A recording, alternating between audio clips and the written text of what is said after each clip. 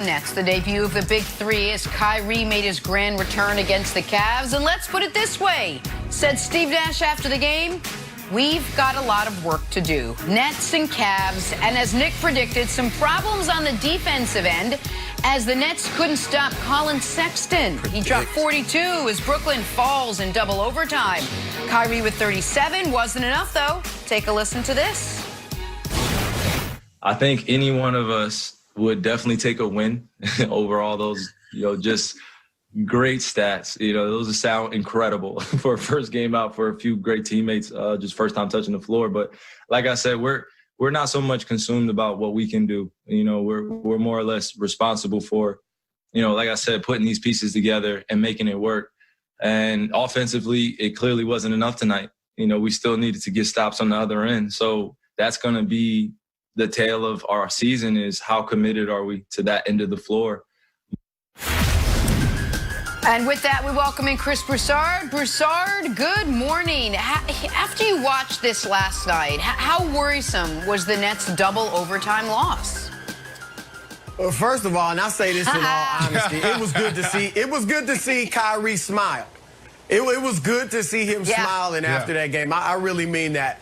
But look, it's not worrisome. It was actually quite predictable. You guys know I came on here yesterday and I talked about the Miami Heat as a reference point. 2010, the Big Three, LeBron, D-Wade, Bosh coming together. Yep. 80 points in a loss in their first game together. And remember, they also started the season 9-8.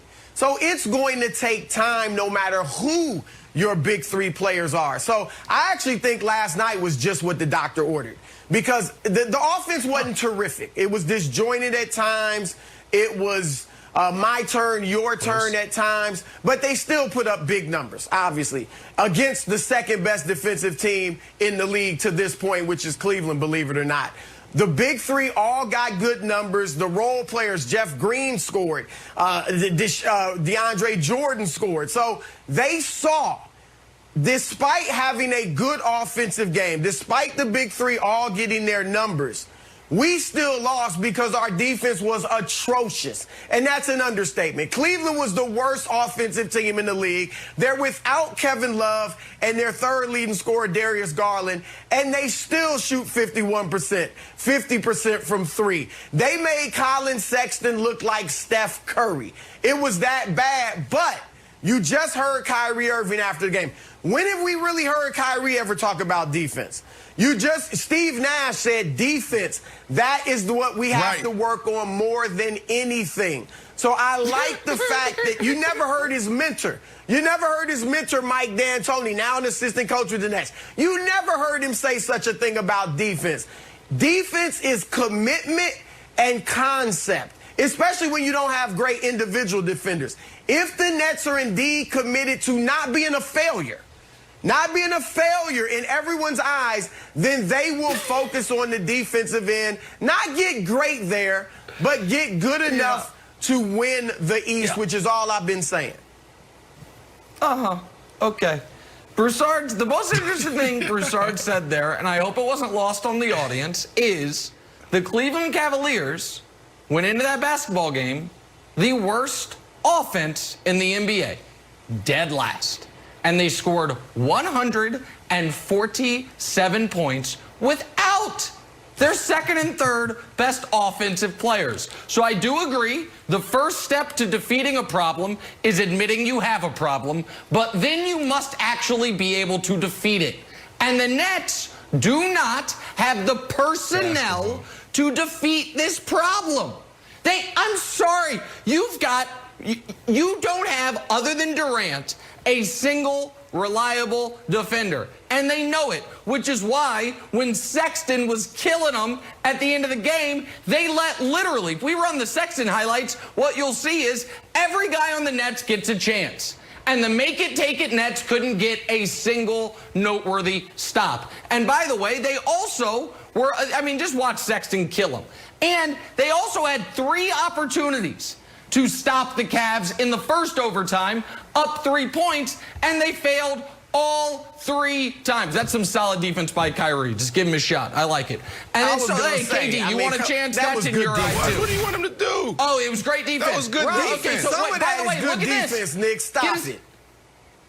Oh, yeah, and this is good rebounding then. Good defense, good rebounding. They just score every time. It is great defense. Hey, that's good defense. Let's give him... Oh, it's great defense. Just a 3 made in his eye. That's all. No, it's great. They're fine, guys. They've got 4 guys you can rely on. You have 1 defender you can rely on. The make it, take it Nets are going to annihilate everyone at Drew League and at Rucker. And come the NBA playoffs, though, they're going to have some problems, Brandon. Going to have a bit of problems getting to the finals. They're going to have problems getting to the Eastern Conference Finals. What's up, Brandon? Jenna, do me a favor.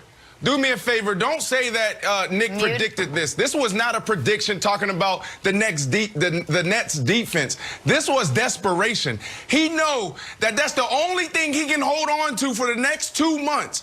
The reality is this. Nobody in the NBA is playing real defense right now. The only teams that's playing real defense are the younger guys like the Cavaliers. That's it. Man, come mid-March, you're going to see who this team really is. It takes time. Nick, you played basketball. You actually played on a really good high school team. When you walked in that gym, the first thing they talked about was defense. The first thing they talked about was communication. That was their first night together. It's going to take time for them to get in the rhythm. Are they going to be a top 5 defense? Probably not. But will they be a defense that can go to the finals, that they can compete? 100%. And whoever they're playing against, there's going to be so much pressure on them to keep up with an onslaught of threes and an onslaught of baskets back to back to back to back. So, Nick, if you want to talk defense, right, because you got 2 months to do it, then let's talk about a glimpse of what you're going to see. Let's roll the tape at 8:30. This is what you saw in the 4th quarter. They went into the 4th quarter down by 9. 8 minutes, 30 seconds left. They're down by 13. Now the game is on the line. Now we know, okay, let's go play. We're all together. Everybody's watching us. Everybody's going to be talking about us. And what did we see? Stop after stop after stop. And then, and Kevin, the play that Nick's talking about, oh, Kyrie didn't play good defense. He just let the man shoot it. Man, Sexton had an all-time high in freaking efficiency. There was nothing he couldn't do. They wasn't even supposed to go into double overtime. Okay, yeah, they shouldn't have. They should have won the game. Because not only is your defensive problem, that's the first game that I watched Broussard when I said, ooh, Steve Nash, rookie coach. You can start to see it flare up a little bit. Well, first of all, you're up 3. You want to foul Colin Sexton? Nope, let him shoot one in Kyrie's eyes. All right, goes into overtime. I disagree with that, but I understand it's a philosophy.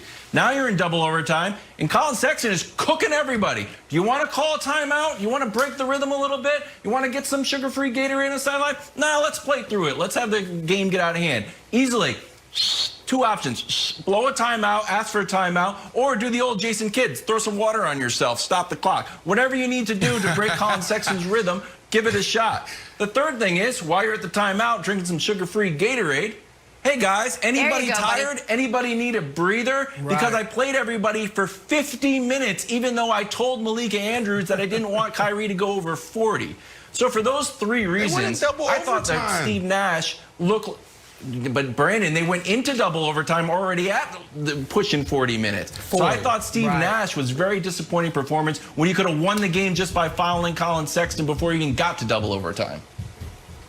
Great points, Wilds. And you're right. Look, it's a philosophy. Some coaches like to foul in that situation. Others don't.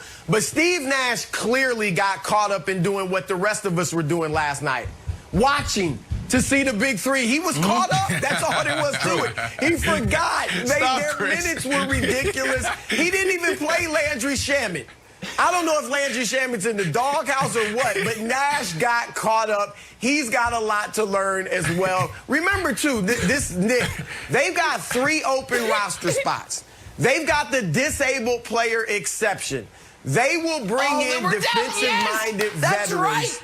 Yeah, all those great NBA players that are currently unemployed. Yes, let's do it. Remember, you know what I think China's season's about to end. That's right. Let's go. Is Bismack Biyombo? I think Bismack is not on a roster. Let's do it. Yes. Yes, Other disabled player players will exemption. be cut. Open roster spots. Oh, yeah. Players currently on the rosters will be cut. Remember that. That always happens. Yes, that's Some right. of those veterans will want to join the Nets.